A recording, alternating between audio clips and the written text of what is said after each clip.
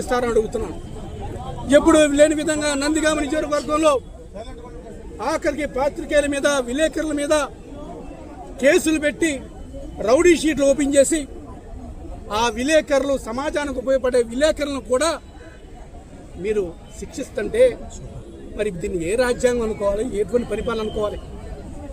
ఏదో సాక్షి పేపర్ అనుకుంటే సరే, సాక్షి పేపర్ వైఎస్ఆర్ కాంగ్రెస్ పార్టీకి అనుకూలంగా ఉంటుంది అనుకుంటే మరి మిగిలిన పార్టీలు, మిగిలిన పేపర్లు, మిగిలిన ఎలక్ట్రానిక్ మీడియాలను కూడా మా తప్పుల్ని ఎవరో కూడా ఎంచి చూపకూడదు.